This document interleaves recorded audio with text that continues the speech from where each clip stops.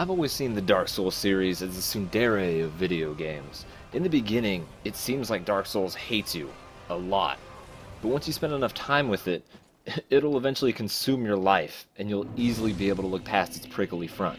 Needless to say, I'm a pretty big fan of the Souls series, and even after finishing this review and the game, I'm in the middle of that all-consuming Dark Souls life of looking up lore theories and hitting gameplay mechanics, even those trolly Dark Souls players ruining other people's days. So yeah, Dark Souls 3 is pretty good. Dark Souls 3's plot goes a little like this. You are an unkindled undead warrior tasked to find the Lords of Cinder and return them to their rightful thrones. This will link the fire. If that sentence made no sense to you, welcome to Dark Souls. Prepare to hate/love your life. But basically, all you need to know is that you're some small undead warrior who needs to fight godlike figures in order for humans to die again, as opposed to staying in their mindless beef jerky-like undead state.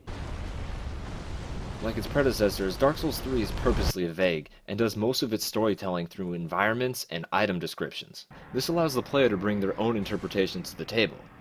If you want, you can piece together the story like an obsessed fictional detective looking for his wife's murderer, or just ignore it and kill everything that moves.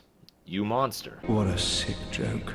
Your level of investment is up to you, which is one of the Dark Souls series' strong points.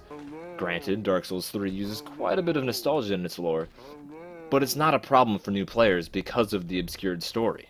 The gameplay of Dark Souls 3 is still as tight as ever, and effectively combines many elements of Dark Souls 1, Dark Souls 2, Bloodborne, and Demon Souls.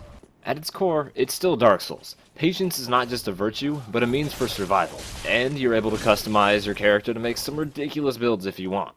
However, the speed of the combat reminds me much more of Bloodborne, and Demon Souls brings that little blue meter in the top left of the screen. Which brings me to the battle arts, the new thing in Dark Souls 3.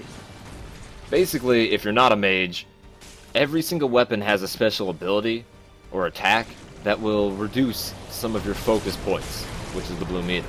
If you're a mage, it's basically magic. But to refill that magic, you're going to need Ashen Estus flasks, which you have to choose over the normal ones that replenish your health. The new system creates a balancing act, but more so for magic users. Personally, I found most of the weapon arts pretty useless for the main game, but crucial in PvP. PvP and co-op are still pretty fun, but I wish From would make their lag a little less awful. When shit that doesn't connect with you takes your health away, it contradicts with the tight hitboxes that teach you proper timing and spacing, and will piss just about anybody off. Speaking of PvP, strength builds are top tier right now.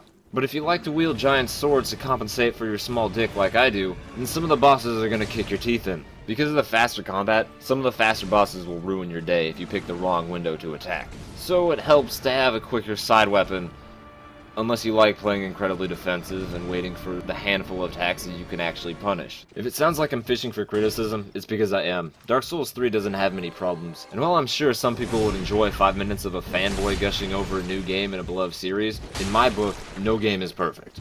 All whining aside, most of the bosses were pretty enjoyable. While some are definitely better than others, each one requires that you have a slightly different strategy, so I never felt like I was fighting the same one twice, even when I was fighting the same boss twice. You may have been able to piece this together, but fire is a common theme in Dark Souls, even more so in Dark Souls 3. So make sure you pack your fire extinguisher, because there are quite a bit of fire weapons you'll need to deal with, especially when fighting bosses. Dark Souls 3 looks great, but the soundtrack is fucking immaculate. This is just the title screen song.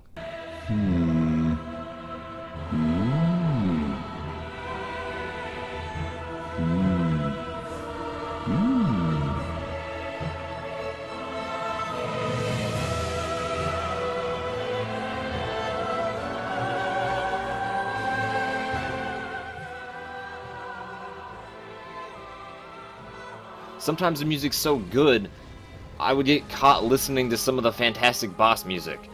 And by caught, I mean getting stomped into the ground by said boss. For a dying world that's on its last legs, the environments sure do feel alive. With the exceptions of the profane capital, which felt like 2 buildings connected by a bridge, and the corridors of Boring in Smoldering Lake, most levels have an insane amount of detail and depth.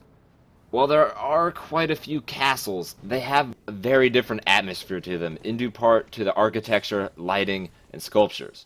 You know FromSoft did an amazing job when you reach the end of the game and feel a legitimate sense of loss, because the world seems real enough that it could go on forever.